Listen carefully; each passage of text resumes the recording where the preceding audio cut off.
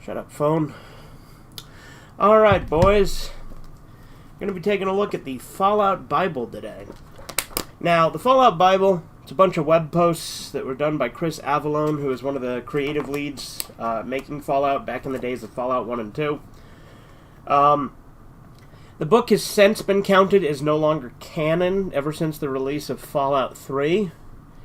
However, it does have a lot of interesting lore stuff, behind-the-scenes stuff, things like that. So it is still an interesting thing to look at, even if it is no longer considered canon. So we're going to take a look at it today. I did a poll as to whether I should do it live or if I should do it edited. And people wanted it live. So here we go. Now, you may be wondering, how the hell did you get a physical copy of it if it's a bunch of web posts? I have my ways. But it's got this cool little first page with Vault Boy there. It looks really nice. I don't know if, all of this was made for the book itself, because this book was like a custom job, right? But I think we'll take a look at the intro first, right? Once upon a time, Black Isle and Interplay had hopes of putting together a Fallout 3. It was not meant to be, and a number of us moved on to different companies. I'm currently at Obsidian, still working on role-playing games. But I will always have a soft spot in my heart for the plans for Fallout 3 and the work we put into the Fallout series. Including that scary voice acting session where Ron Perlman threatened my life. Oh, really? That's kind of interesting. Even that, sort of. I worked on the Fallout 3 concept for 3 years, for 3 to 4 years, sometimes with help, but usually alone. As part of the ramping up for full production, I did 2 things. First, excuse me, I game mastered a series of Fallout pen and paper game sessions to test out the new rules, perks, and individual areas for Fallout 3 in front of a live studio audience, the other designers. And secondly, I put together a series of updates that contained information about the Fallout universe and that I thought fans would like to see and respond to. The full compilation is collected here, courtesy of GOG.com. So GOG is like a competitor to Steam. I assume that's what this is referring to. So there you go. I hope you get as much enjoyment out of reading this as I did putting it together. And then Chris Avellone, creative director, lead designer of Obsidian Entertainment.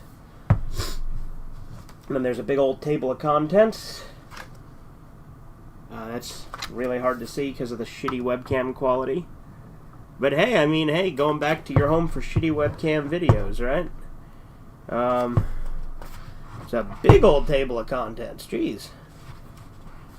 Alright, so we start out with Section 0.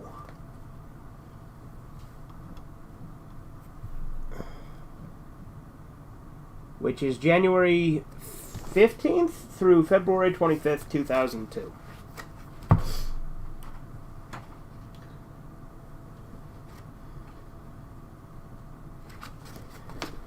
Intro, Black Isle Studios message boards. This Fallout Bible update is actually a compilation of 3 other previous updates that were posted on the Fallout fan sites before February 25th. One contained in the archives below. We're not trying to confuse you, we're just playing catch-up here. This update 0, if you will. If you've already seen the other updates on the net, this document doesn't contain anything new, except there's a PDF version of it now. This may be the first Fallout Bible update you've seen on Black Isle Studios' site, but hopefully not the last. For those of you who haven't seen these before, the Fallout Bible is just a collection of all the background material and hijinks from Fallout 1 and 2, compiled into one document so the fans can look at it. Some of it's a little rough, so if you see anything wrong or you think of anything you'd like to see, drop me a line at, and then it has his email address. I'll see what I can do. I can't promise I'll answer your emails immediately, but I will get around to it, usually when the weekend hits. In any event, these updates will now be appearing hopefully twice a month on every other Monday on the Black Isle Studios website. But you can usually find it not long after at any of the Fallout fan sites across the web. The next update should be Monday, March 11th, pending some major catastrophe. Thanks for supporting Fallout, Chris Avalone at Black Isle Studios. What's up, Ree? How many chapters are there? There's a lot. More like your home for shitty webcam streams? Yeah, I mean, I guess it is a stream. You got me there, Ree. And what's up, Andy? Disclaimers. There's some disclaimers. 1. The information presented in here is a rough draft and will need some heavy revision. But on some level, I wanted you guys to see the core information we had lying around, so you can see some of the ideas that were being batted around. Ideally, the information contained in these updates will be revised in the future based on your comments and possible evidence gathered from within the game. Some of the people that put this documentation together, me and others, don't nearly have as much knowledge of the facts within the game as some of you fans out there.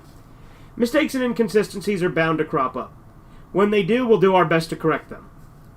2. I have gotten all the emails on the Bible. I have read them all. And even if I don't have time to respond to each one, special apologies to Jason Mikal, I still have to read the PNP game fully. Please keep additional questions coming. I want to know everything you want to know. 3. Some of this information you'll see in the Bible is going to be incomplete. The reason for this is because if we ever do a future Fallout project, I don't want to write Black Isle into a corner. We want to leave some holes to fill in ourselves, or holes to escape out of. So forgive the sins of omission when they crop up. Just consider them extra fuel for fanfiction plot lines.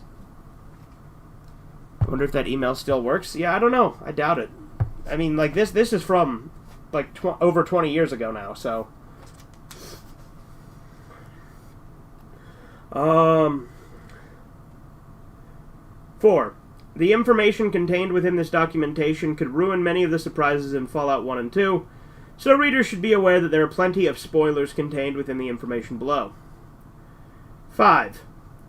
Also, I just wanted to say that if you guys ever have any movie or book suggestions that you think have interesting material relating to the Fallout genre, don't hesitate to email me. Again, my contact information is, and then it has his email address, which, again, is a Black Isle Studio website, which I don't know if that still exists, so... I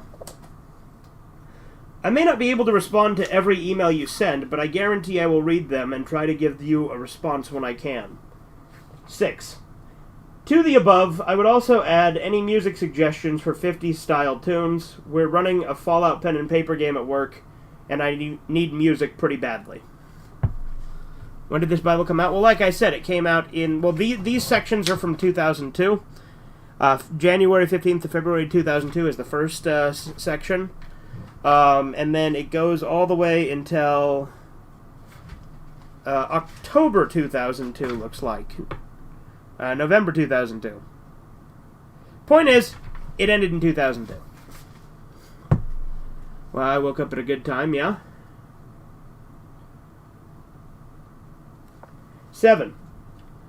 For the material to include in the Bible, questions about any Fallout events and suggestions for good source material are welcome, but I cannot give hints or walkthroughs for the game, provide technical support, answer questions outside of Fallout 1 or 2, or read fan fiction or fan-created material for Fallout. 8. All of these updates will be collected into a huge honking document at some point. The doc you're reading now is just one of the many rough drafts you're likely to see. 9. And if you ever need to satisfy your Fallout cravings, and you have a few friends with the same craving and some dice, I strongly recommend you check out Jason Mikal's pen and paper Fallout role-playing game. And then they list a website. Don't let the web address fool you. Jason's a nice guy, because it's IamApsycho.com. So...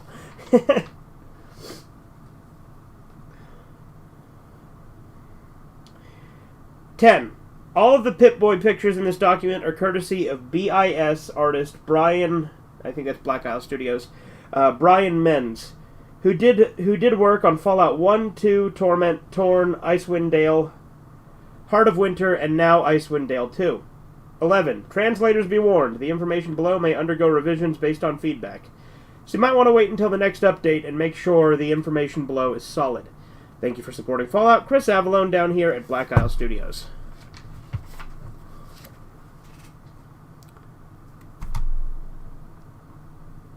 This Bible came out 6 years before Fallout 3 did. Yep, it sure did. And like I said, Fallout 3 decanonized large portions of it, so... Answer me these questions here. Here are 3 huge questions courtesy of Sean McGrory. Why was it that so many ghouls left Necropolis between Fallout 1 and 2 to settle in Broken Hills and Gecko? Is Necropolis empty now? Also, why was it that Harold joined the ghouls? I remember him talking as if he weren't a ghoul, and when you type in ghouls in the question box, the first Fallout refers to the ghouls as them. Answer. Ghouls still have need to expand and move on, and in the 80-plus years between Fallout 1 and 2, the ghouls spread out from Necropolis in all directions. And some even had left before the events of Fallout 1. Necropolis is not empty now. Ghouls are still said to reside there, though Set is no longer their leader. It is not clear whether he is alive or dead. Harold joined the ghouls in Fallout 2 because Harold is a kindly sort who likes to help people. When he sees a group of people trying to make their way in the wasteland, he tries to step in and give them a leg up, especially when it can benefit life for everyone.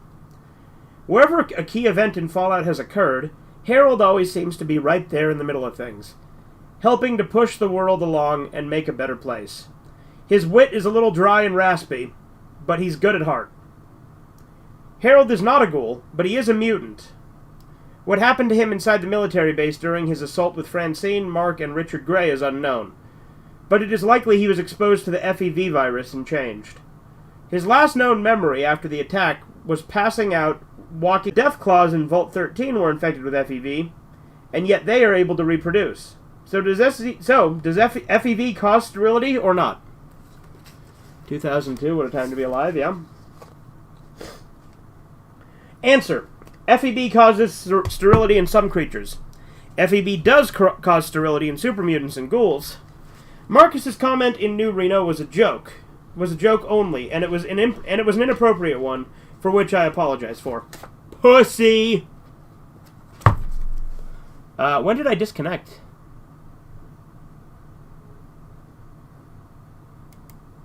I guess we're fine. For other creatures, however, the FEV does not cause sterility. In fact, it may actually speed up their reproductive cycle, in tandem with potential drawbacks. Known species that can reproduce after being mutated with the FEV include most species of rats, the mantises, who are known to have bred so fast they cover the Salt Lake City area like blankets, the rad scorpions, and the deathclaws. This is only a partial list.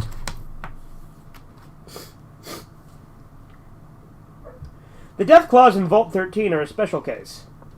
As part of the Enclave experiments, they were bred as a fighting pack for the government. They were not supposed to be able to reproduce, but they were attempting to do so at one time in Fallout 2. It is extremely likely that the Enclave scientists would not have wanted the Deathclaws to breed on their own for fear of losing control of them. But that doesn't mean they would have made mistakes in engineering limiters or sterility in them. The Wanamangos are a result of FEV experiments, but they are becoming sterile. They are not aliens, but word is they were designed as FEV-tailored weapons for waging war on other countries, and they got loose. They do live a long time, but they were dying out at the time of Fallout 2. They've only been sighted in the Fallout 2 area and nowhere else in the Wastelands. The eggs seen in Fallout 2 are the last generation of Wanamingos to exist in the wasteland. The young Wanamingos seen in Fallout 2 will perish in 5 years, and their parents a few years before that. An internal genetic clock will simply stop ticking, and they'll fall over dead. The Wanamingos are a vicious mutant breed that had their moment in the sun, and now their sun has set. To put the tombstone on their extinction, the largest known nest of Wanamingos were wiped out when the Great Wanamingo Mine was reclaimed by Redding, with some help of a traveling tribal. The mother was killed, and the last remaining eggs were hunted down, stepped on, and then the remains were examined by local scientists and doctors who came to the extinction conclusions mentioned above. Again, Wanamingos are not aliens. They are a curious mutant, or genetically designed fighting machine that has only been able to find a home in cold, dark places of the wastes. It is possible that Wanamingos were old Enclave experiments, or even experiments from before the Great War. And if this is true, it's likely their genetic/biological deadman switch was purposefully designed to keep them from breeding past a certain generation. Are there any bones in this story? I don't know. We'll see.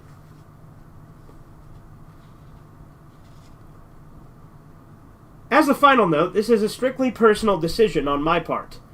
If you want them to live for a fan fiction, pen and paper role-playing campaign purposes, or for your own peace of mind, feel free to have some of them survive the stopping of their genetic clock. In the Black Isle universe, however, the little buggers are already dead, and there are irradiated shells scattered along the floor of abandoned mines throughout California, where they make a nice crunching noises when you step on them. 3. Are the rad scorpions a product of FEV virus? When you talk to the doctor Ralslow in Shady Sands, he tells you that they were once American emperor scorpions, but that he has no idea how they mutated because the radiation alone couldn't have done it. For that matter, what about the other creatures in the wasteland? Which ones have been mutated by FEV and which ones haven't? Maybe in the bestiary each creature could have a stat that shows its level of FEV infection. Answer. The rad scorpions are a result of a combination of radiation and FEV virus. And Raslow and Shady Sands is correct. They were originally emperor scorpions that have grown big. FEV-infected critters in the wasteland include almost all the ones you've seen in Fallout 1 and 2. Mantises, most species of rats, gecko lizards, Brahmins, scorpions, ants, various varieties of plants, including the Venus flytrap. Rumor has it some dogs were affected, but no one's seen any. So for now, that's just a rumor. Of course, the centaurs are a mash of human, dog, and various other parts, but hey, who knows how that mutation came about? Gray was probably messing around in one of his labs. Creatures not mutated by the FEV probably did not survive the aftermath of the Great War, with the possible exception of cockroaches, or perhaps normal ants. Though there are FEV-infected versions of these species. No one knows where those bird noises in Vault City came from. I watched you rant about South Park from the best show to generic trash cartoon. Okay. What's up, Ethan? I'll try to include a chart of FEV-infected creatures in future editions, as well as other critters that you may not have seen in Fallout 1 and 2. Most likely, a great majority of insects were affected. They tend to breed much faster, and their mutations tend to become evident pretty quickly as the generations advance. Possibly beetles, some spiders, cockroaches, and other creatures. More questions? Questions? The submission we answer a question from Michael Ward.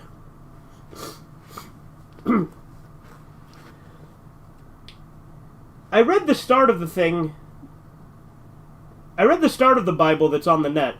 I read the start thing of the Bible that's on the net. One thing I don't agree with in the Fallout universe is that the vaults were just a bunch of social experiments. I mean, why?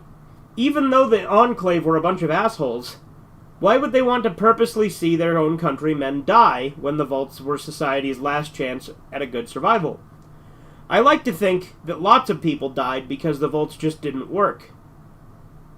Like in FOT, there's a terminal, and it says that the money had been diverted from much-needed common sense things to an underground game hunting facility, or whatever it was.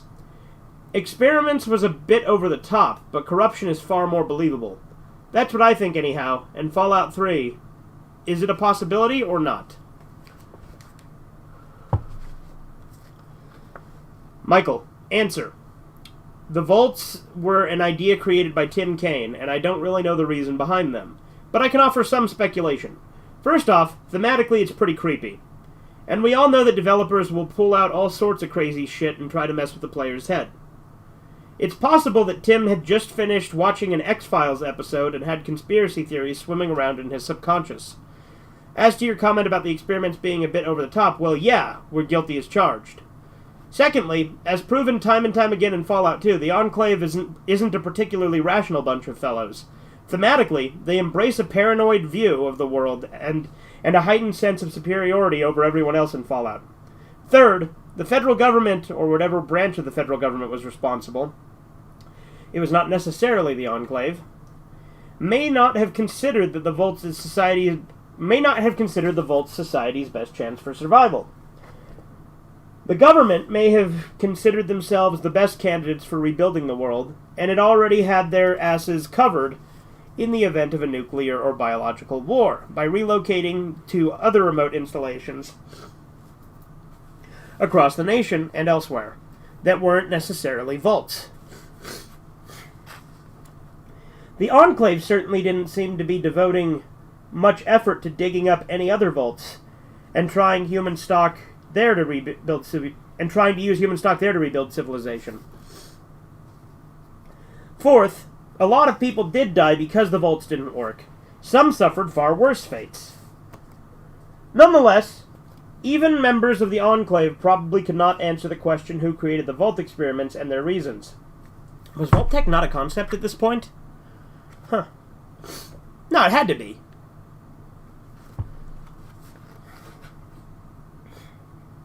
Let's see. Let's see. Anyway, let me reread that just because I kind of stopped mid-sentence. Nonetheless, even members of the Enclave probably could not answer the question of who created the Vault experiments and their reasons, as many people responsible for the creation of the Vaults died long ago, and many records were lost in the Great Static of 2077. President Richardson was familiar with the purposes of the Vaults, but he never saw them as more than little test tubes of preserved humans he could mess with. Oh, here we go. They mentioned Vault-Tec right here, so yeah, they were a thing. Glossary. Vault-Tec is used two different ways in Fallout 1 and 2. What is the correct version is Vault-Tec, so they're talking about the spelling. So I guess sometimes it's spelled with an H and sometimes it's spelled without an H, and the correct version is without an H. Behind the scenes. In case you guys were ever curious, the man behind the spoken, voice-acted dialogue in Fallout 1 and Fallout 2 was Marco Green, the former head of Interplay's Dragonplay division, our old D&D division before it became Black Isle Studios. He's got a good way with words.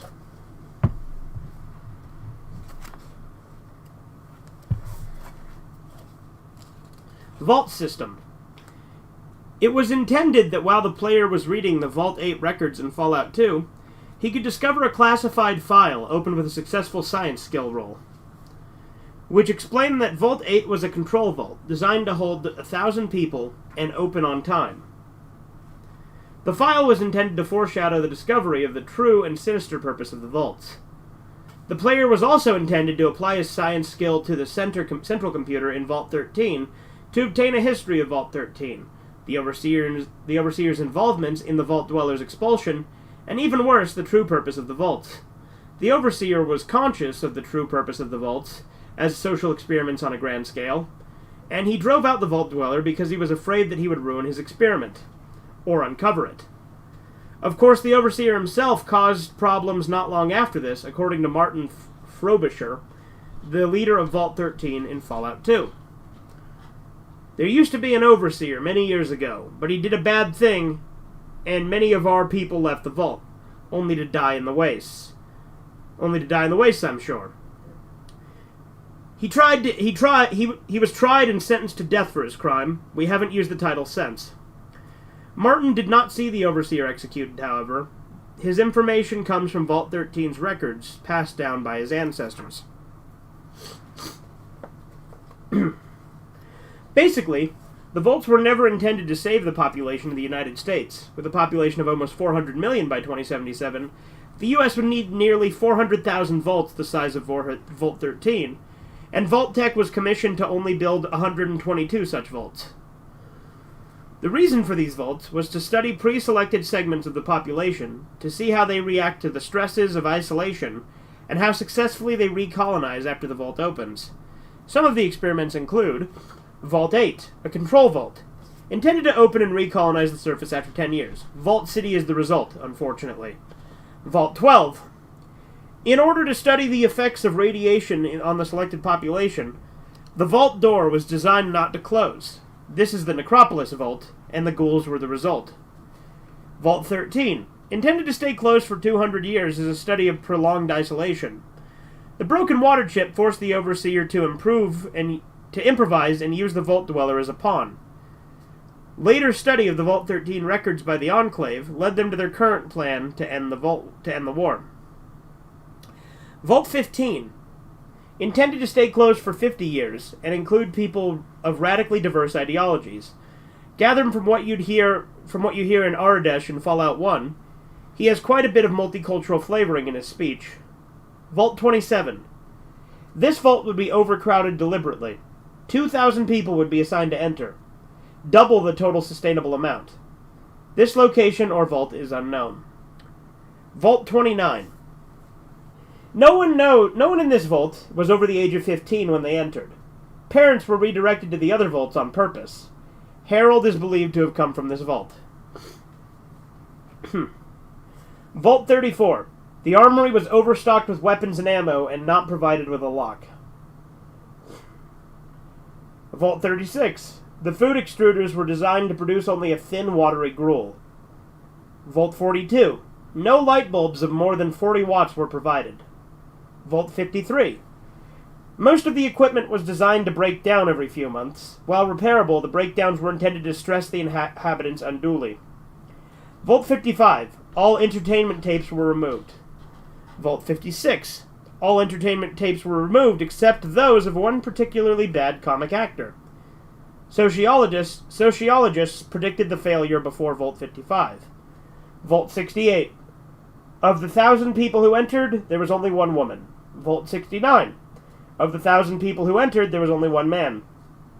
Vault 70. All jumpsuit extruders fail after 6 months. Vault 106. Psychoactive drugs were released into the air filtration system 10 days after the door was sealed.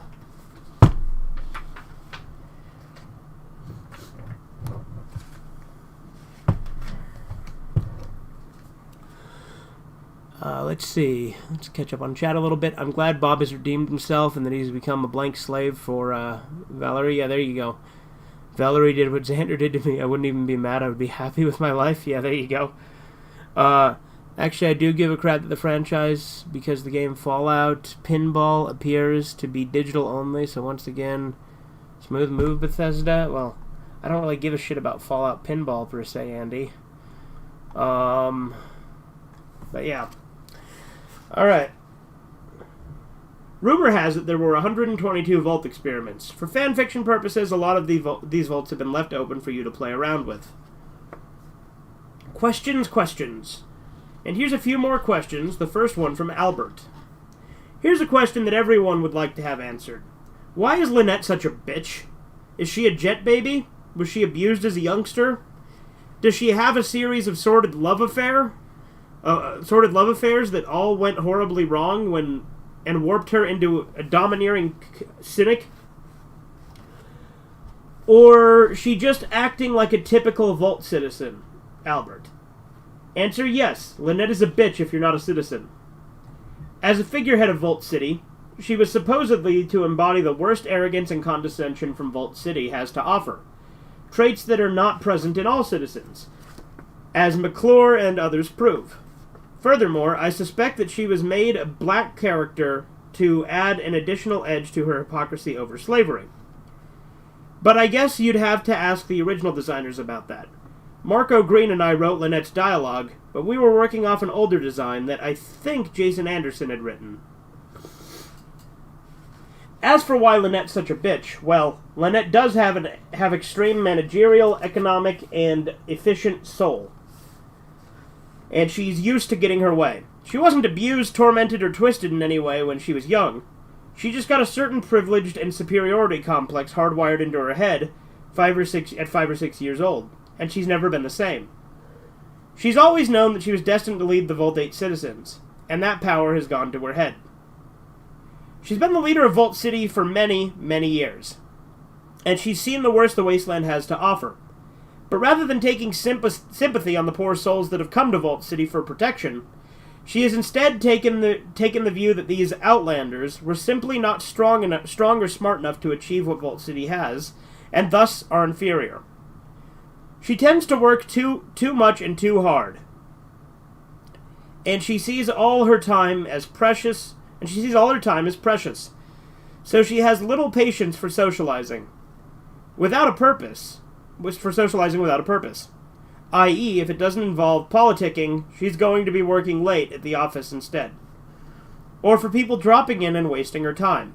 As expected, Lynette has no positive romantic relationships up until her potential relationship with Weston from the NCR in the endgame of Fallout 2. She's had little time for anything other than her job, and that's her focus. If anyone throws her job or decisions into question, buckle up, because she takes it as the worst sort of personal attack. Lynette uses any negative situation involving Outlanders to reinforce her beliefs and disregards or ignores any positive aspects. She's so single-minded and set in her ways. The fact that she and Vault City had an environmental welcome mat stretched out for them with the Gek when they emerged from Vault 8 means that they suffered little hardship in comparison to other struggling communities. But this simply doesn't factor into her thinking. She believes that Vault City and the Vault citizens have survived and thrived because they are a superior breed of human. Smarter, better, and more capable than the human trash that prowls the wasteland. Anyway, there you go. And 3 questions from Deadless.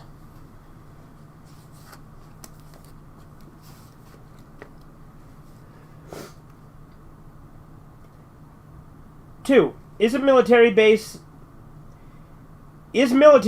part of the Enclave or something? Sorry, I'm not good at English, but I think that you know what I wanted to say, Deadless.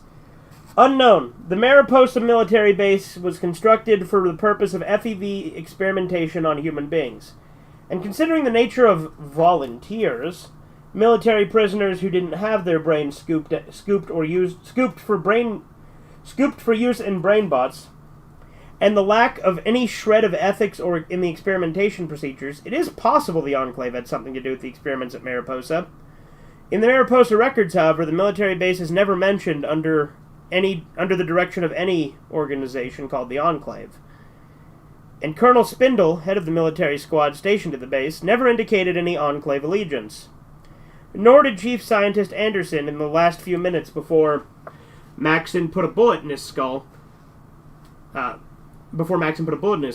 Still, the existence of the Mariposa military base was listed in Enclave records, and this enabled the Enclave to find the base and begin their excavations. So it is possible that some elements of the pre-war Enclave had their fingers in the horrors taking place at Mariposa. They held the site for many years, but abandoned it after the FEV samples, and noting the high incidence of mutation among the worker slaves and some of their soldiers, including Frank Horrigan. 3. The boss, Richard Gray or something, in Fallout 1 was in the vault. Which vault was it, Deadless? The vault Gray, originally Moreau, started out in before the mutation into the Master was Vault 8. And the vault you find him in Fallout 1 was a test demonstration vault constructed by Vault-Tec, and has no number according to Chris Taylor. Thanks to Nick Garrett for letting me know about Vault 13's stash on this stuff. Relevant quote. Saint_Proverbius. Which vault number was the Master's base? Chris Taylor. The Master was in the Vault-Tec private vault. This was a demonstration model that was built for the federal government. It was also very close to Vault-Tec headquarters. 4. So Richard Gray was the first Vault Dweller, not the main character in Fallout 1? Why did he leave his vault? According to Lynette in Fallout 2, Richard was exiled from Vault 8 for murder. The details of the murder are unknown, and judging from the hypocrisy filling Vault City, the entire incident is questionable. One question from Peachik, sent via Kriegel of Duck and Cover fame. Okay, not sure what that means. Again, old fan forums and stuff, I assume. Why is the final scene in Fallout 1 and 2... Why in the final scene of Fallout 1 and 2... nothing is said about player-friendly NPCs? I'd love to know what happened to Marcus, Ticho, Ian, Cassidy, or Vic afterwards. So Marcus, we know, actually ended up in Jacobstown in Fallout New Vegas, which obviously probably won't be accounted for here, since this is, pre-Fallout 3 and isn't considered canon anymore, but we'll see. I think there are still elements of it that are canon, though, so we'll see. Fallout 1. I don't know why. Tim and the Troika crew apparently ended up doing this for the NPCs in Arcanium, though. Well, according to the manual in Fallout 2 written by Chris Taylor, Ian bit the bullet in Acropolis, Dogmeat died at the Mariposa base, Tycho and Katya are not mentioned, so it's assumed they didn't join the Vault Dweller. I mean, you can find Dogmeat in Fallout 2, though, so that's the thing. Although that's said to be not canon, I think, too. I don't know. Still, even though it is mentioned in the manual, I'd substitute your own experiences with them and let that be the true history. Even though Dogmeat's pretty likely to bite it in the military base because of those damn force fields and because you can't tell him to park his doggy ass in a safe space without locking him in a force field cage. In any event, I'll try to include alternate endings for these characters depending on what you did in the game. Your actions should make a difference. As for Fallout 2, Matt Norton and I wrote in text for all the ones in Fallout 2 using the narrator's perspective and occasionally the appropriate voice actors. So here's the sections I was able to dig up, and it's not all the NPCs' allies, but the talking heads of everyone. They just didn't make it into the game, and as I understand Ron Perlman already had 5 billion lines to do in 2 hours, it's possible we decided not to do them because we ran out of time, or because Ron Perlman is an extremely muscle-bound fellow who looks like he can crush bricks with his hands. In any event, here you go. Note that some are personalized for the actor, others are not.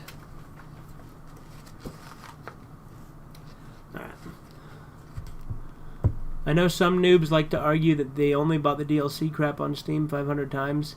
Well, I've checked the gaming site at Walmart locations 500 times, and let me tell you, they are pretty even. I don't know what you're even talking about, Andy. Arthur Ready to Race is greater than Fallout 3, and anime insults are better than Toy Story insults. Yeah, there you go. Anyway, Lynette. The Vault City that I helped establish was to outlast me and continue for many more years. In the elections that occurred after the destruction of the remnants of the United States government, Senior Counsel McClure was appointed to First Citizen and I retired to honorary council member status.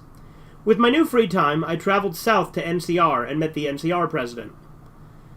I was responsible for much of the legislation that followed in the years between the NCR and our city. Marcus.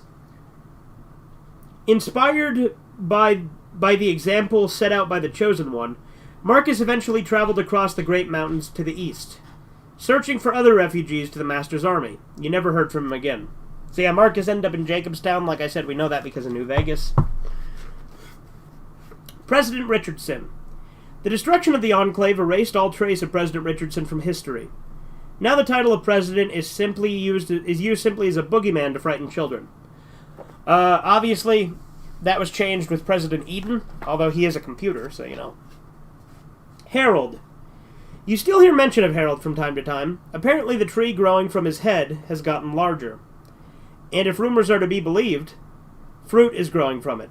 The seeds are said to be remarkably tough, and several of them have taken root in the most barren stretches of the wasteland. So yeah, Harold obviously ended up in Fallout 3 and Oasis. The Elder. The Arroyo Elder lived for many years after the destruction of the Enclave. She seemed pleased that the ancient separation between Vault 13 and the Vault Dweller had been reconciled, and many were the times she told you she wished the Vault Dweller were alive to have seen the reconciliation take place. Certain that the safety of the new village had been secured and the new community was flourishing. Yeah, it doesn't make sense that Dogmeat could be in 1 and 2 since there's like 80 years between them. So yeah, obviously they would have to be non-canon. I just thought of that.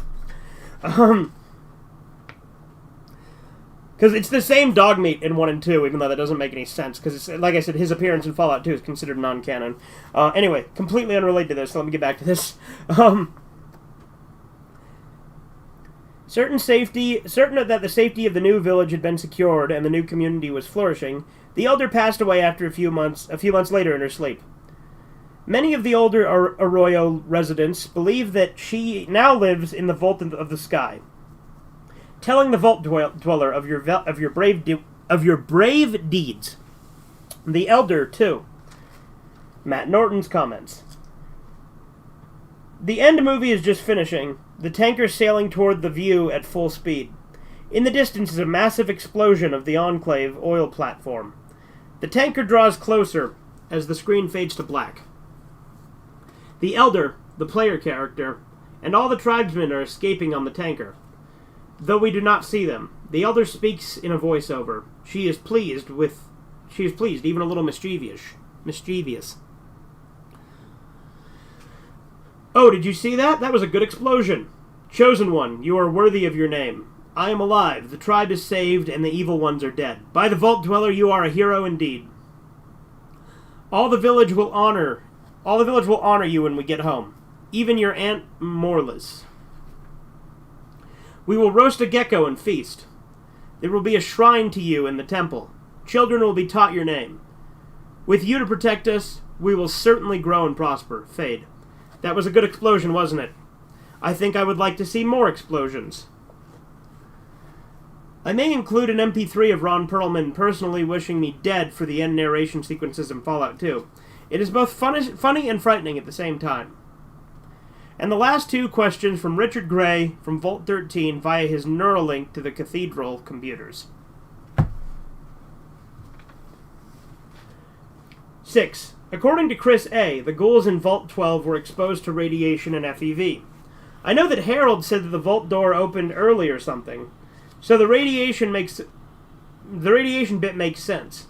My question is, how were the ghouls in Vault 12 exposed to FEV? Harold was a special case since he went to the vats with someone who shall remain nameless and got dipped. How do you account for the others? Richard Gray. When the West Tech facility was hit, it shattered the FEV storage tanks on levels 4 and 5 and released FEV into the atmosphere. Through some means, perhaps propelled by the explosion, the virus was able to reach the ghouls quickly and the mutation process began even as the radiation was rotting away their bodies. How the virus was able to survive the blast without being sterilized is unknown. It would depend on what type of warhead cracked the West Tech facility like an egg. Actually, Harold never said he got dipped, although it's possible. He was exposed, however, being in close proximity to the FEV is enough to cause mutations, as the Enclave slaves mining Mariposa discovered. I imagine that the shield between the vats and the control room in Mariposa was meant to keep the virus contained. 7. What the heck was Frank Horrigan? A super mutant in power armor? A cybernetically enhanced human? A robot? A cybernetically enhanced robot super mutant in power armor? Also, if he was mutated, why did the Enclave put up with him? Did they make a distinction between FEV-induced mutation and radiation-induced mutation?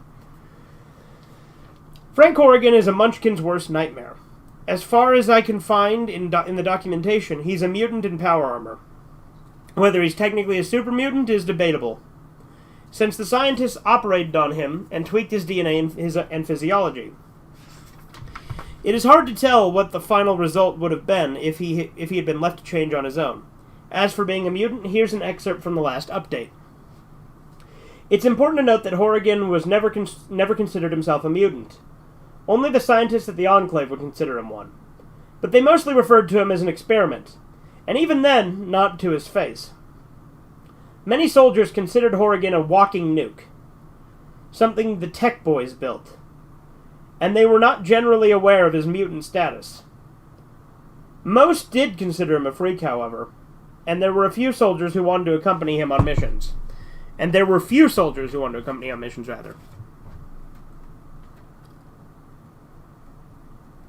see.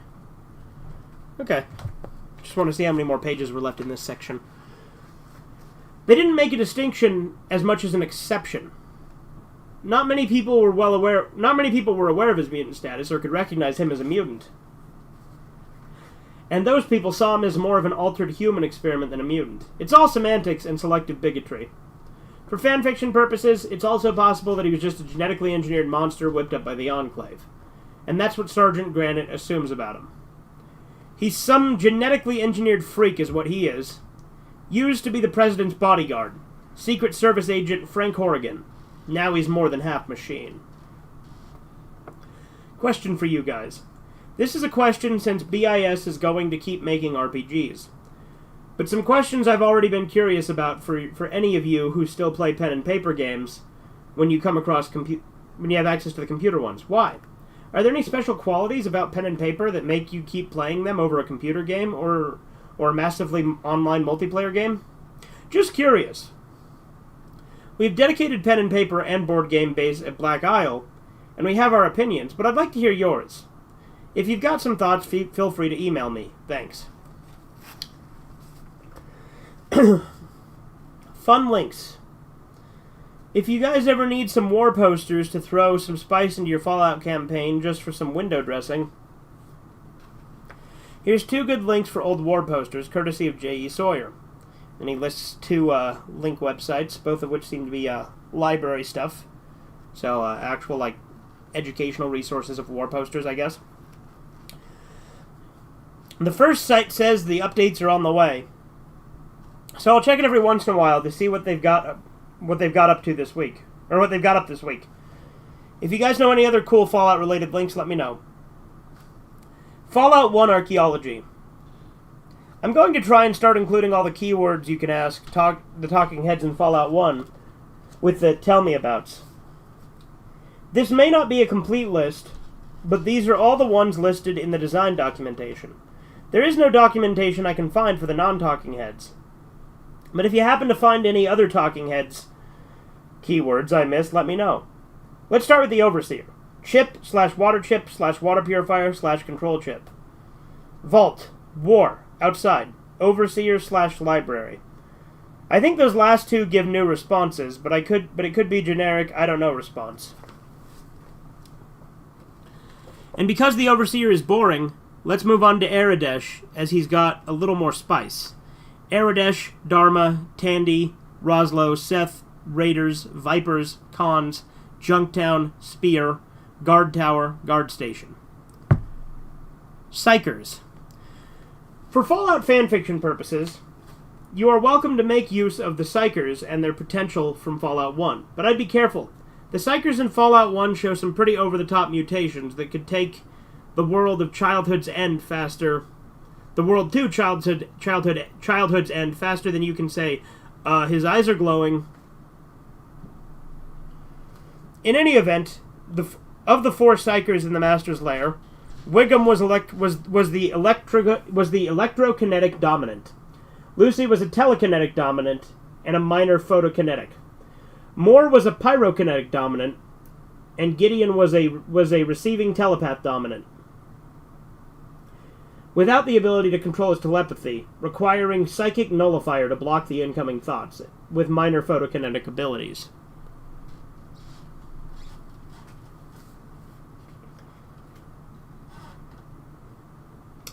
In the Fallout Bible, all Psychers were officially wiped from the genre when the cathedral was vaporized in a nuclear fire. It was most likely the Master was able to somehow bring forth psychic abilities in certain humans after they were injected with FEV. But most of the experiments were failures, resulting in insanity, or used to line the corridor of revulsion. Brotherhood of Steel Disc.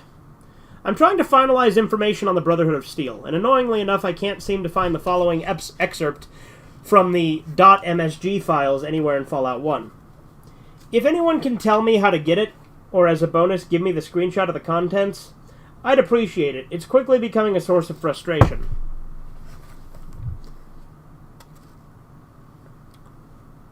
Brotherhood of Steel Honor Code. Maxon's history. My father was a security guard at a secret military base. In the desert of Southern California, a typical MP. I remember mostly his strength. When it came time for the revolution, I respected his convictions. He stayed. He stayed behind to help those who were as disabled and wounded. Even the skis. He put, or size, it might be size. It's SCIS. He put the well-being of myself and my mother into the hands of his best friend and ordered us into the desert with other rebel leaders. End paragraph. We very few marched into the wastes. The only thought on my mind was that I would never see my father again. He knew that to stay behind was death, and he still stayed. He respected the flag, the CIC, and the badge. And the badge that he wore. What an idiot. He died for the sins of others. That will never happen again. We will become self-sufficient. We will become keepers of the knowledge and lore. We will survive. We will survive the end of civilization. We will take responsibility for our actions, and we will hold accountable the actions of others. This I pledge to you, Maxon, my son. The Brotherhood of Steel is justly named. We are a brotherhood. Unlike my father, we will stand back with those that share our convictions and beliefs. We are steel. We are hard. We have been sharpened to the edge. Always remember the fires we were forged in. Never forget. The motto from a previous time and our motto now.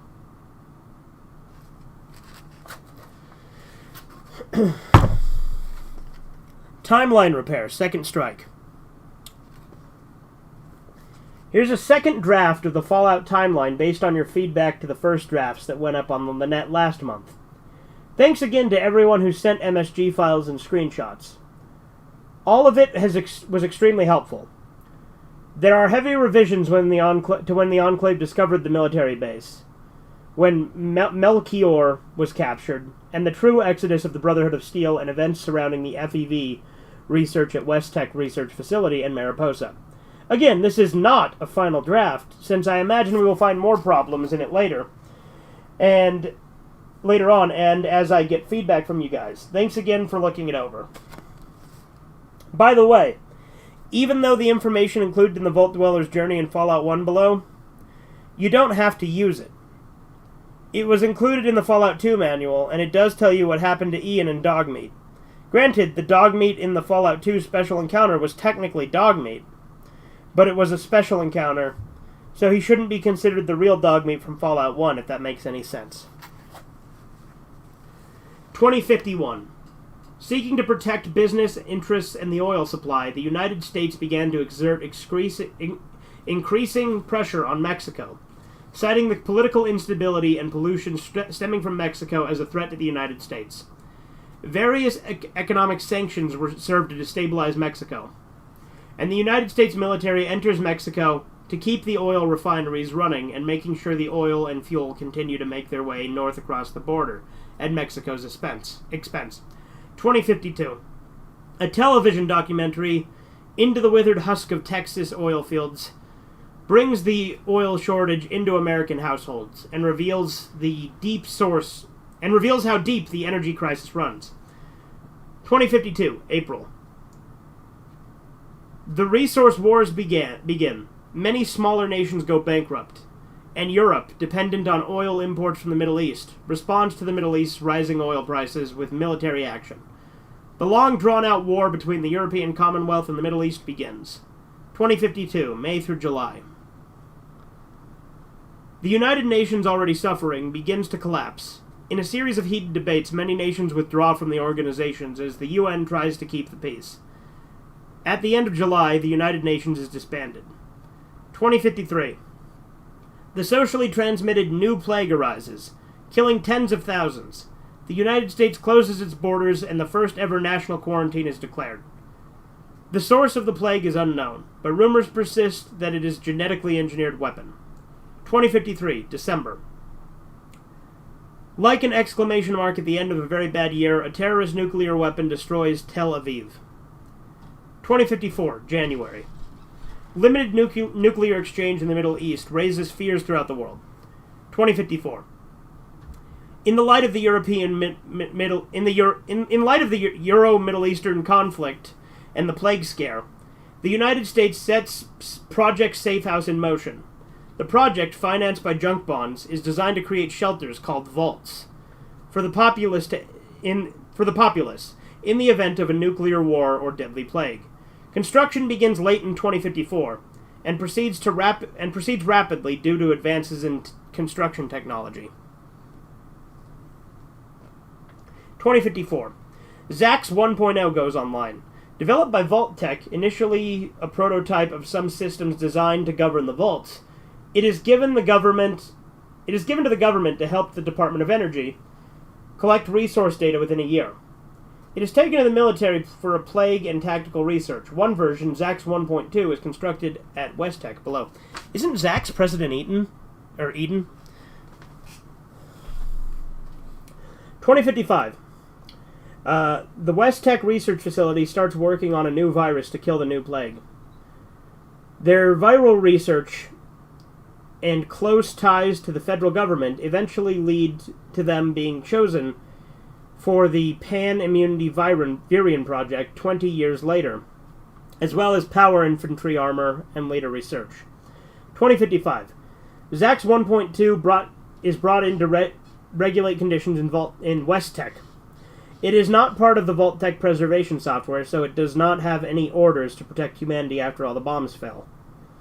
In the meantime, it calmly calculates the data and plays chess with the scientists. Many scientists claim ZAX is a big old cheater and draws the game out too much for a computer of his considerable abilities. 2059. The Anchorage Front is established. The United States increases its military presence in Alaska. To protect its oil interests, the Anchorage Front Line... Fuck off. The Anchorage Front Line causes terrorists... Sorry. Let me just start this fucking section over because some asshole's, calling me. I think it's probably scammers because I keep getting a bunch of calls from similar numbers and it's really fucking annoying. 2059. The Anchorage Front Line is established as the United States increases its military presence in Alaska to protect its oil interests. The Anchorage Front Line causes tensions in the United States and Canada, as the United States attempts to pressure Canada into allowing American military to guard the Alaskan pipeline. 2059. The first artificial intelligence is born. Limited by memory constraints, its expansion is rapidly halted. The discovery paves way for future AI research in laboratories throughout the United States. 2060. Traffic on the streets of the world stops moving.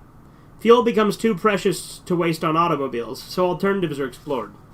Electric and fusion cars begin to be manufactured, but factories can only make limited amounts. Pressure on fusion research increases. 2060. The Euro-Middle Eastern War ends as the oil fields in the Middle East run dry. There is no longer a goal in the conflict, and both sides are reduced to almost ruin. 2062. Despite quarantine measures, the new plague continues to spread, fueling national paranoia. 2063. August. The construction of most vaults is completed, except for Vault 13. Increasing frequency of the drills has a cry wolf effect, and all the turnouts for drills trickle off as the years go on. 2065, June. Due to enormous demands for electricity in the summer of 2065, a nuclear reactor in New York City almost goes critical. The near meltdown brings into effect power rationing, and the term hot summer is used to refer to the New York incident. 2065, August. Increasing the need for mobility in the United States mechanized cavalry leads the military to focus the efforts on creating a man-based tank, essentially a two-legged walking armored unit, power armor.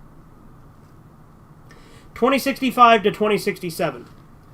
Power armor research grows and several prototypes are developed, many of which proved to be unworkable in the field.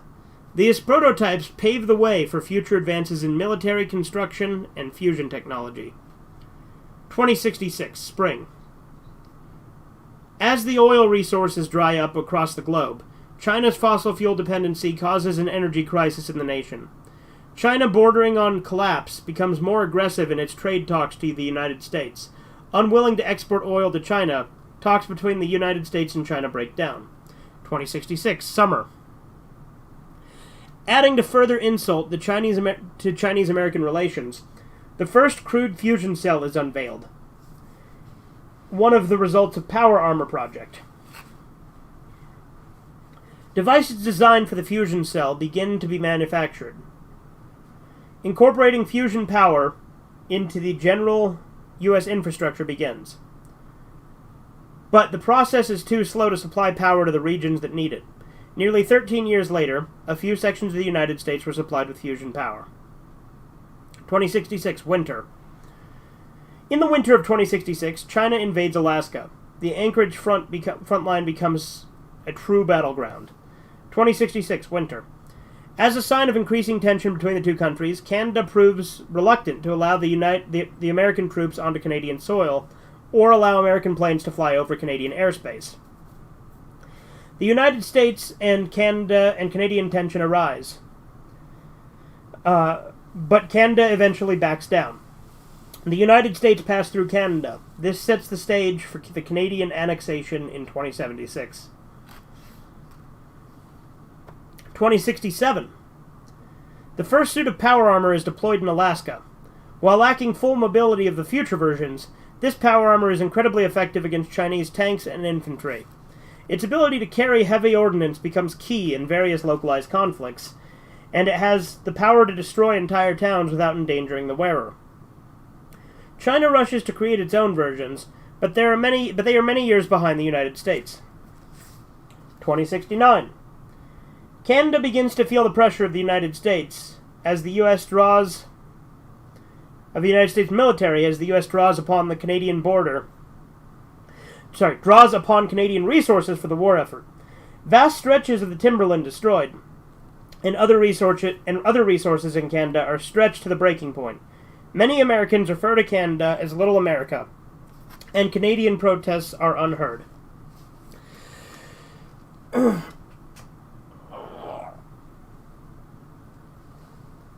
Alright. 2069, March. Vault 13 is finally completed. It is the last of the vaults, and drills begin. Due to its late completion, the Crywolf effect that hurt the other vaults is not as pronounced. 2070. The first of the Chrysler motor fusion-driven cars are developed. Reassuringly big and American, the limited models carry a hefty price tag, but are sold out within days. Many Chrysler's plants have long since been converted into making military ordnance. 2072. The United States' increasing demand for Canadian resources causes protests and riots in several Canadian cities. An attempted sabotage attempt of the Alaskan pipeline is all the military needs excuse to begin annexation of Canada, which in fact had already begun in 2067. 2073, September 15th.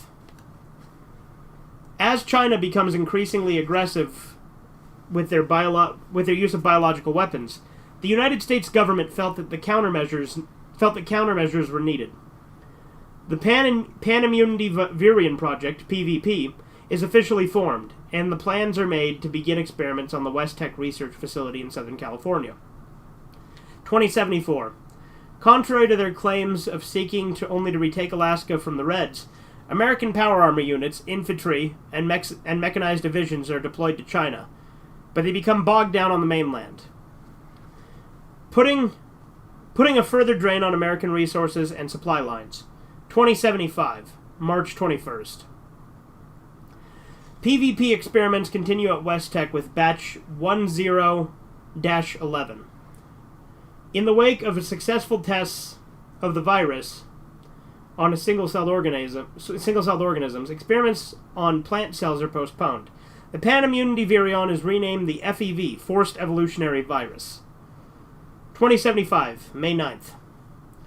FEV experiments continue at Mariposa with batch 10-011 in the wake of successful tests on flatworms. The flatworms exhibit increased size and heightened resistance to viral contagions. Experiments with insects have less success, and further experimentation on insects is postponed by Major Barnett. 2075, June 30th. FEV experiments continue at Mariposa with batch 10-011 with the white mice as test subjects. Increased size, muscle density, and intelligence are noted. 2075, November 9th. FEV experimentation batch 10-011 on rabbits is concluded. Increased size, intelligence, and this time aggressiveness is noted. Apparently, it was hard to determine whether the flatworms in the previous experiments were angrier and more violent than normal. Frankly, the researchers cannot be blamed for this. 2076, January 3rd. A military team under the command of Colonel Spindle is sent to the West Tech Research Facility to monitor the experiments in the interest of national security.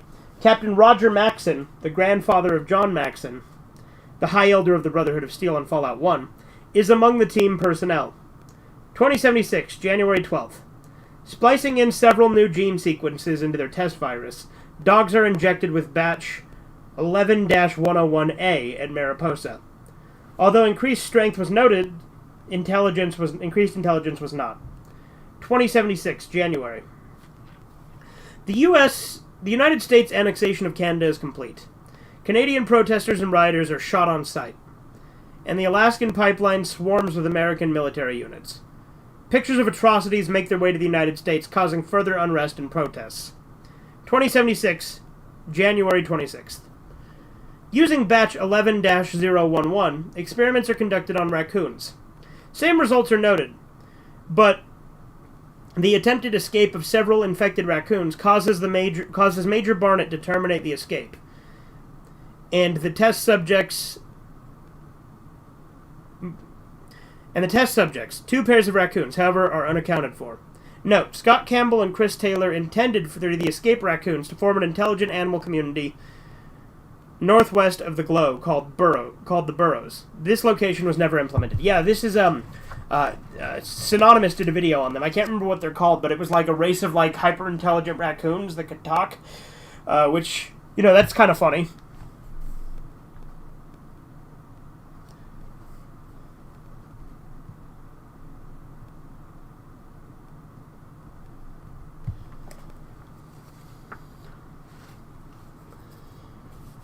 Let's see. 2076, April 15th. Once all secondary tests and studies are done on the test subjects, all dogs from the batch 11-101A FEV test at Mariposa are terminated from a safe distance. 2076, June. Power armor prototype is completed, resulting in power armor players find in Fallout 1. This is the pinnacle of power armor technology before the Great War. Many of these units are sent to China, and they begin to carve a swath through the Chinese forces. These Chinese resources are strained to the breaking point, and the supply lines from the nations China has annexed begin to break down.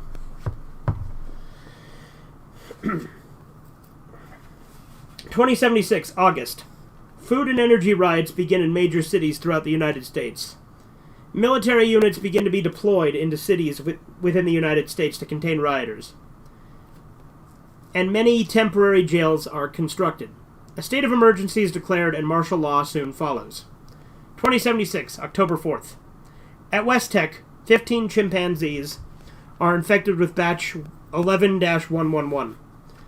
The most successful test to date. Growth and immunities in the chimpanzees surpass all other subjects to date. The military practically drools over the results.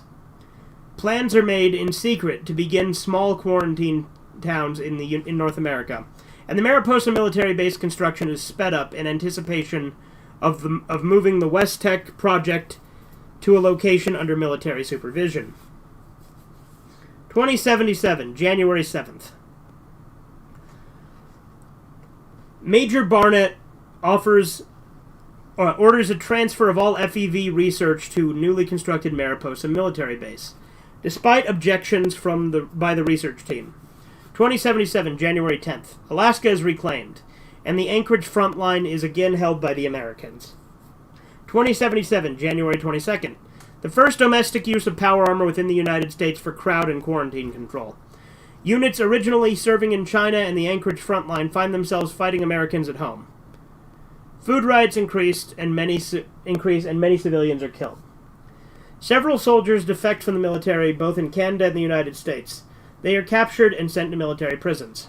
2077, February. FEV research is leaked to the world through an unknown source. Protests in major cities and governments around the world, as well as accusations that the United States is responsible for the new plague. FEV is seen as a threat and serves only to fuel tensions. 2077, March. Prepared for a nuclear or biological attack from China, the president and the enclave retreats to remote sections around the globe to make contingency plans for the continuing war. 2077, Captain Roger Maxson and his men discover that the scientists at Mariposa have been using military volunteers, military prisoners who didn't have their brains scooped or used in brain bots, as test subjects in their experiments. Morale in the base breaks down, and Maxson executes Anderson, the chief scientist, not long after this. And in light of this breakdown, the mental breakdown of Colonel Spindle stationed at the base. Maxson's men turn to him for leadership. He shrugs and says, "We should quit." 2077, October 20th. Captain Roger Maxson, now in control of Mariposa, declares himself to be in full desertion from the army via radio. And nothing happens. Worried, Maxson orders all facilities stationed outside the base to be moved inside the Mariposa facility. 2077, October 23rd. Great War. Bombs are launched. Who struck first is unknown. And it's not even known if the bombs came from China or America. Air raid sirens sound, but very few people go into vaults. Thinking it is a false alarm, the vaults are sealed. 2077, October 23rd. Necropolis Vault, Vault 12, never closes. Once it becomes known that the other vaults have sealed, people within Bakersfield attempt to force their way into Vault 12 to protect themselves and their families. 2077, October 23rd. The West Tech Research Facility is hit by warheads, breaking open the FEV tanks on levels 4 and 5, releasing it into the atmosphere. Once exposed to radiation, it begins to mutate and infect humans and critters in the wasteland, and dooming the player character in Fallout 1 and 2 to endure hordes of random encounters. 2077, October 23rd. The Mariposa military base survives. The soldiers and scientists within are protected from the radiation and FEV flooding the wasteland. 2077, October 25th. 2 days later at Mariposa, a scout in power armor, Platner, is sent out to get specific readings of the atmosphere. He reports no significant radiation in the area surrounding the facility. 2077, October 27th.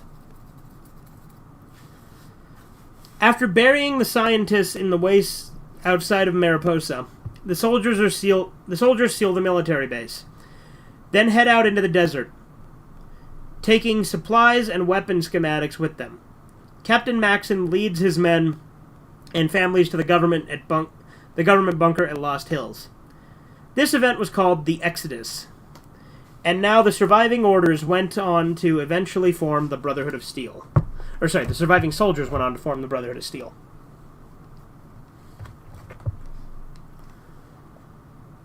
Note, although Maxon's points in his holodiscs indicated civilian personnel, presumably families of the scientists or other civilians not associated with the military, were to remain at the base, whether they did or not is unknown. 2077, November. Captain Maxon, his men and their families, arrive at Lost Hills Bunker a few weeks later, suffering many casualties along the way, including Maxon's wife, but not his teenage son. The Lost Hills Bunker becomes the HQ of the Brotherhood of Steel the Vault Dweller finds in Fallout 1. 2080. The first effects of the virus are seen in the survivors. Widespread mutations occur with animals and humans alike. Those that survive the effects of the mutations are permanently changed by the virus. New species are created almost overnight. 2083. Summer. The city of Necropolis, founded by the ghoul survivors in Vault 12 and the U.S. citizens that fled to Bakersfield when the bombs fell. 2084. Spring. Set takes control of the Necropolis, wresting control from the original Overseer. The Vault 12 Overseer, not willing to take a dirt nap, is driven north. History loses sight of him. 2090. Vault 29 opens. Harold, now human, sets out to make his fortune as a trader, making the circuit around the survivalist communities in the wasteland. 2091. Vault 8 opens, and they use their Gek to create fertile ground for their city. This eventually becomes Vault City. 2092. LA Vault opens. The Boneyard is found and attracts survivors. 2092. Dr. Richard Moreau is exiled from Vault City for murder. The circumstances surrounding the murder are unknown, but he changes his last name to Gray and heads north. 2093.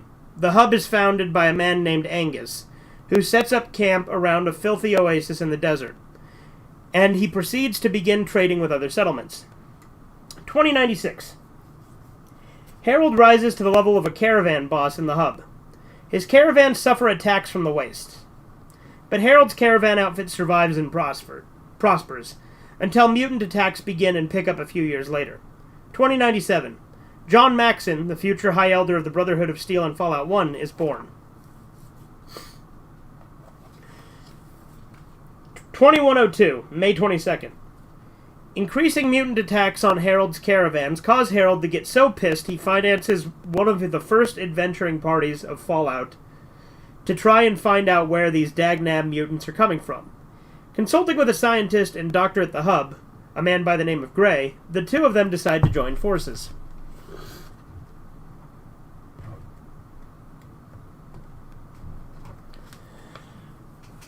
Alright, we're getting there.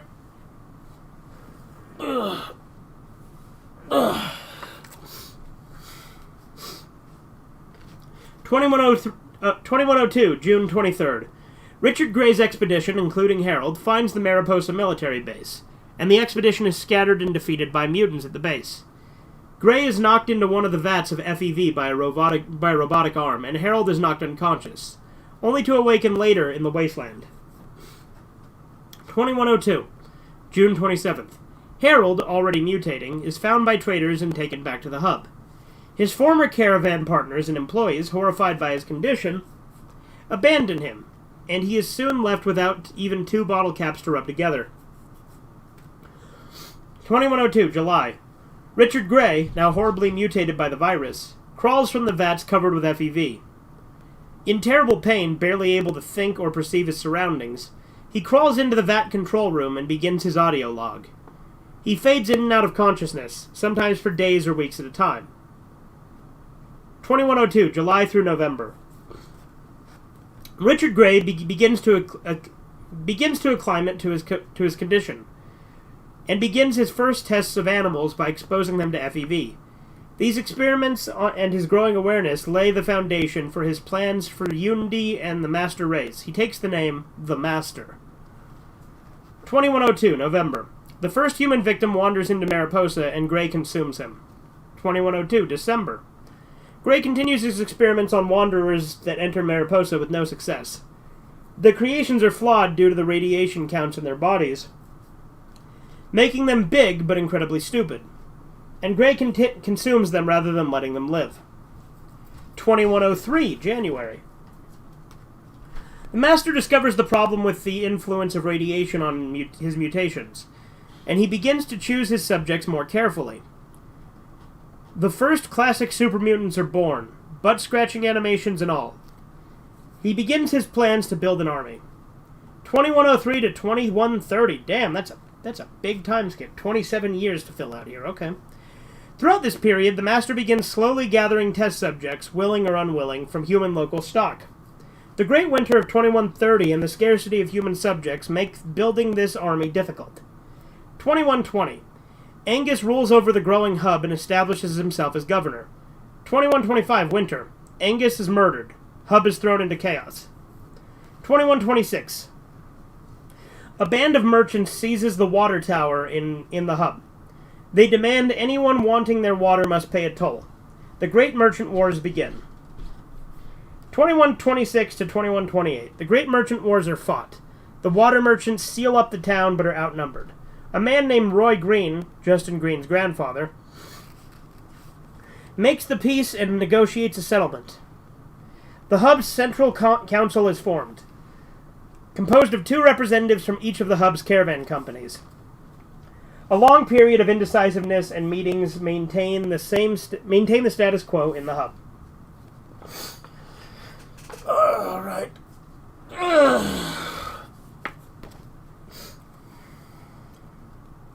2130, the Great Winter occurs. 2131 to 2135. The Master begins ordering his super mutants to gather human stock from caravans. For many years, the caravan disappearances are blamed on monsters in the desert. And even when abductions begin to occur on hub caravans, the Deathclaws are blamed. The super mutant army grows. 2134. A faction within the Brotherhood of Steel, led by Sergeant Dennis Allen, gains strength, and they urge the Elders to let them explore the southeast glow for its artifacts. The Elders refuse, and Allen and his divisional group splits away from the Brotherhood of Steel, taking some technology and weapons with them. 2134. Led by Sergeant Dennis Allen, a small team of the Brotherhood of Steel head to the West Tech research facility in search of technological artifacts. They arrive there 20 days later, and are promptly chewed apart by the West Tech's unforgiving automated defense systems. Wounded, Allen begins to suffer radiation poisoning from a leak in his suit.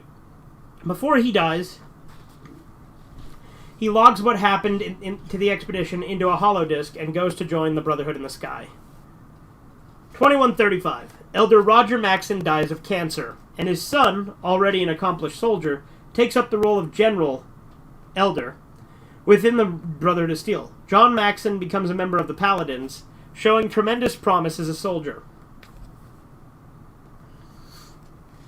2137. Master begins to mass-produce super mutants. Only about 1 in 6 or 1 in 5 attempts are successful. And of these successes, only half of them seem to last to go on to the part of growing his army, called the Unity. 2140. Decker forms underground in the hub and starts pulling strings. 2141. Spring. Vault 15 opened. 2141. Vault Dweller is born. This will vary according to the player's character age in Fallout 1. 2141. Winter. Raiders begin to form in the region as supplies run low. The Khans and Vipers begin terrorizing local settlements. 2142. Spring. Shady Sands founded. Wall erected against the Raiders. 2145. Cute little Tandy is born, unaware by the time Fallout 2 rolls around that she will turn into a wizened old crone that is hard on the eyes. 2152.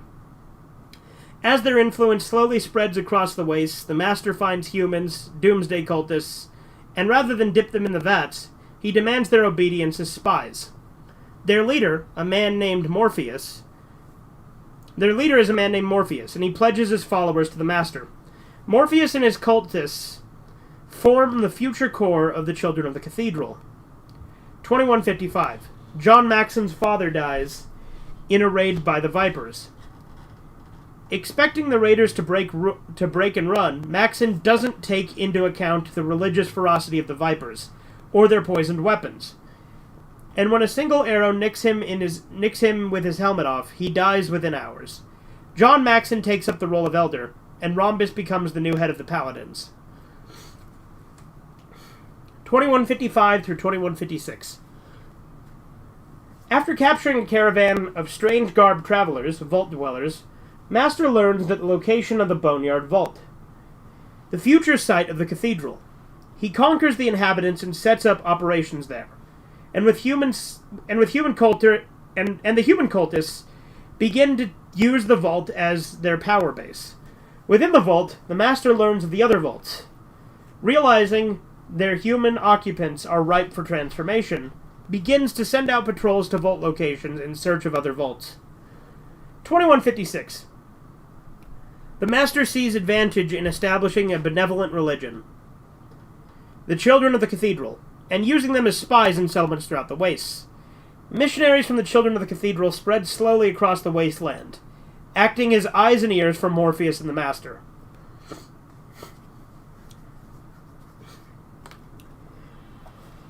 Hang on a sec.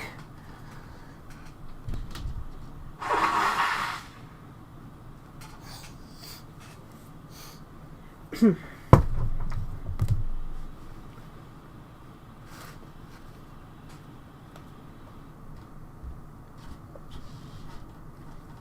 2157. The Master learns the location of the Bakersfield Vault, Vault 12, and sends a detachment of super mutants there to seize the vault. Many ghouls are snapped like twigs in the attack. And Set finally parleys with the super mutants, telling them that the ghouls are the vault survivors and the mutants that the mutants are looking for. The super mutants, angered by failing to find an intact vault, set up a small garrison in the watershed to watch the inhabitants and ensure Set's cooperation with the war in the war to come. 2161, October.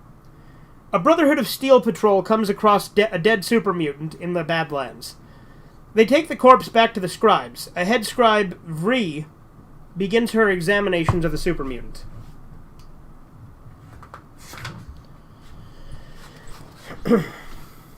(2161) December. Fallout 1 begins. Vault Dweller is kicked out of Vault 13 to find a replacement water chip. 2161, December 15th. Vault Dweller discovers Shady Sands, meets Tandy and Ian, who joins the Vault Dweller in searching for the water chip. 2161, December 30th. Vault Dweller recruits Dogmeat in Junktown. 2162, January 17th. Vault Dweller reaches the hub and negotiates with the water merchants to deliver the water chip, to deliver water to Vault 13, buying the vault some time. 2162, February 13th. Vault Dweller recovers the water chip in Necropolis. Ian is killed by a super mutant and reduced to cinder, ending his tendency to shoot the Vault Dweller in the back with SMG bullets. 2162, March 3rd. Vault Dweller kicks the Master's ass. 2162, April 20th. Vault Dweller destroys the military base. Dogmeat dies defending his master. 2162, May 10th. Fallout 1 ends. Vault Dweller returns to the Vault 13, only to be told you're a hero and you have to leave. Some members of the Vault, led by Lydia, the head of the Return to the Surface faction, including her supporters Teresa and Lyle, follow soon afterwards. 2165, May 12th. Vault Dweller removes the Vault suit from this day onward and never wears it again. 2165, July 10th. Vault Dweller heads north to a small group of Vault Dwellers and Wastelanders and founds the small village of Arroyo. 2167, August 18th. Construction of Arroyo completed. 2185, summer. At high noon, Marcus and the Brotherhood of Steel Paladin Jacob. Oh, hey, there's Jacob. That's who Jacobstown's named after. Cross many paths, many miles southwest of Broken Hills, and punch and shoot each other for a few days. Eventually, they give up, unable to get an advantage over the other. The two start traveling together, arguing over Master and Brotherhood of Steel doctrine and whether or not the Master could truly Neuralink his biology to the Cathedral computer network. 2185, Fall. Marcus and Jacob, along with the trail of ghouls, humans, and super mutants found the community of Broken Hills. 2186, Spring. Jacob moves on, says goodbye to Marcus, and moves on for parts unknown. 2186, New California Republic formed. A central council created as a governing body. 2188, Vault Dweller has a daughter who becomes the Elder in Fallout 2. 2196, Tandy unanimously elected president of the NCR by NCR Council. As expected, she proceeds to do a kick-ass job. 2198, Enclave works on various technologies, including power armor variations. None of these are much of an improvement over the conventional old-school power armor, and some are actually worse. 2208, January 16th. After writing the Fallout 2 manual memoirs, Vault Dweller vanishes from Arroyo and is presumed dead. And the Vault Dweller leaves the Vault suit behind, folded on the bed. Some say Vault Dweller was taken by the Sky Spirits. Others say that the Vault Dweller felt it was time to move on and leave the Elders to guide Arroyo to its destiny. 2208, February 2nd. The one moon month cycle of mourning the Vault Dweller ends, and actively Arroyo begins to return to normal. 2208, February 2nd. Final training of the Vault Dweller's daughter for the role of Village Elder begins. She undergoes a great deal of physical training and tutoring in various sciences, mathematics, and, of course, weapon skills.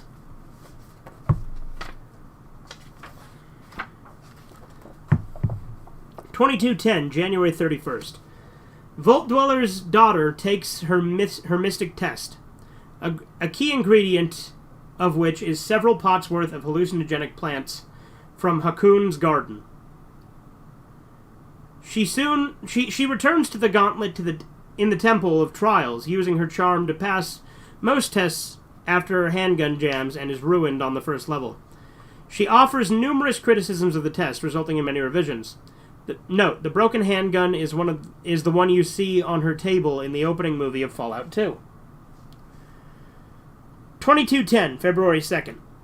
Vault Dweller's daughter ascends to the role of Village Elder. She rules with a steady hand, and her wisdom is greatly respected. 2211. Frank Horrigan is born, unfortunately. 2215. Congressman Richardson rises to power within the Enclave, aided by pressure from his father, President Richardson. 2215. Under presidential order, Enclave scientists begin to work on an upgraded version of power armor. Many prototypes are developed and tested. March 5th, 2220. Congressman Richardson is elected president for the first term of 5, through aid and political pressure from his father, President Richardson. 2220, October. Enclave scientists develop a reliable version of Mark II power armor. The prototype results and accidents and explosions and deaths are classified by order of President Richardson for the sake of morale. 2221, March 23rd. The Chosen One is born. The Chosen One's father is not recorded in tribal records. The reason for this is unknown, but the Elder may have simply been embarrassed. 2231, Melicor's son is born. 2235. The Enclave experiments on Deathclaws, attempting to create special fighting units for waging war in hostile environments. 2235. While there had already been a small number of ghouls in Gecko at the time, more ghouls come to the area, and the town of Gecko is formed. The new influx of ghouls brings scavenged technology and know-how. The power plant in Gecko becomes operational later that year. Vault City looks upon their new neighbors with growing concern. 2236, July 20th. Enclave scouts discover the remains of Mariposa military base and find it partially destroyed. 2236, July through August. Enclave scientists and Chemical Corps scour the remains of Mariposa, while assault squads comb the desert for slaves they can use to mine the military base. and get to the vats. One of the squads includes soldier Frank Horrigan, 25 at the time, recently removed from duty on the President's Secret Service to take some R&R time in the wastes, and some undocumented psychotic blunder or another. 2236, August. Melikor is captured by an Enclave patrol and becomes part of the slave mining force at the military base. 2236, September. Enclave construction crews and super mutant slaves begin excavations. They uncover the FEV virus, and mutations begin to occur in human workers. Frank Horrigan comes in contact with the FEV and is sent to the Enclave labs for study. 2236, October. Oh boy. Alright. Melikor begins to mutate, but keeps his intelligence and cunning in the wake of transformation, making him pretty smart for a super mutant. Realizing that the Enclave will kill the super mutants after they get the FEV data, he begins to use his magician talents to secret away weapons for the mutants to defend themselves when the Enclave decides to dispense with them.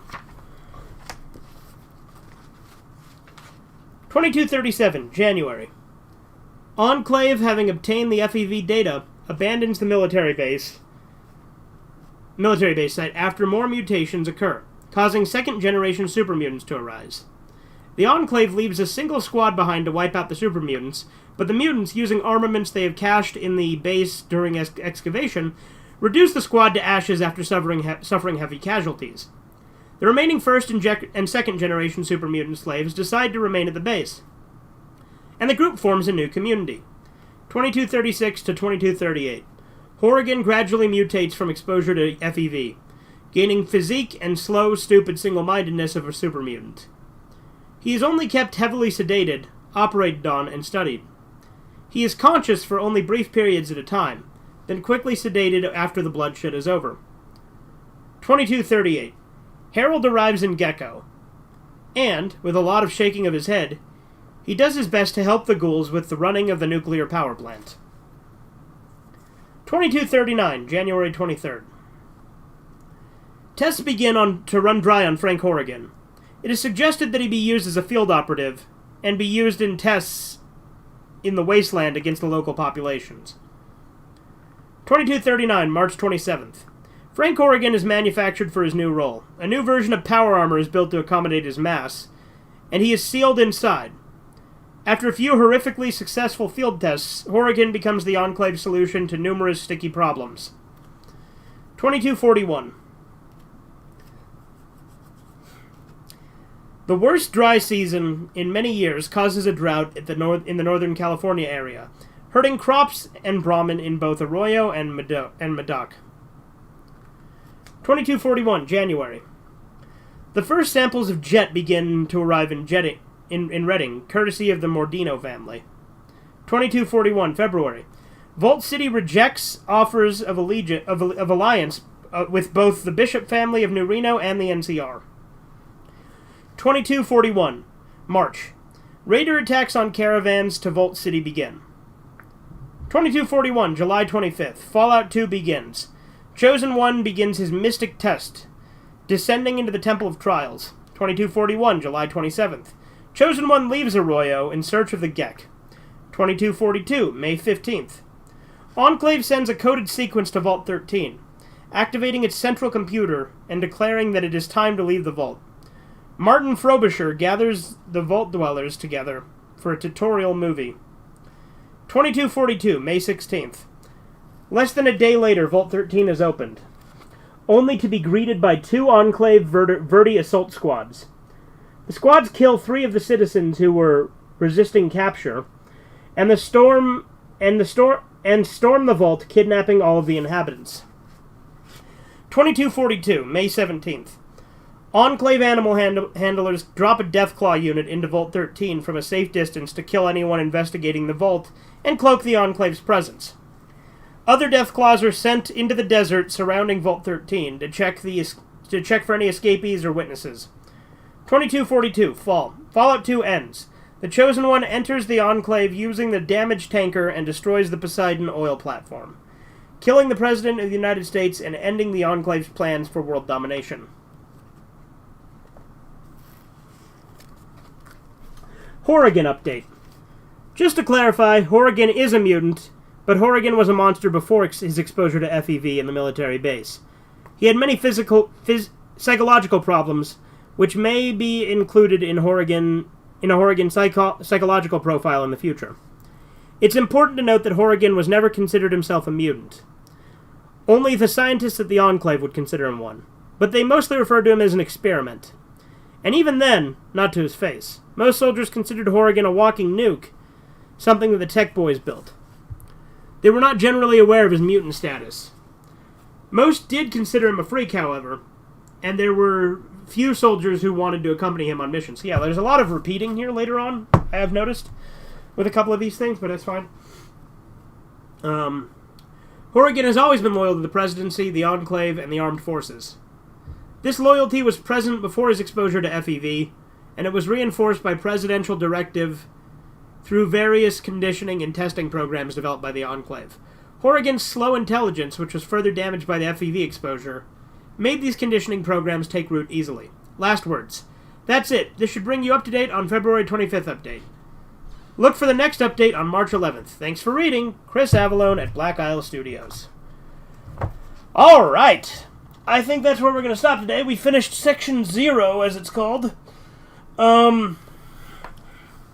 We will maybe do a section per reading, I think. I think that seems like a good amount to use. But I hope you guys have enjoyed this. I'll read a couple of chats, and then I'll probably wrap it up here.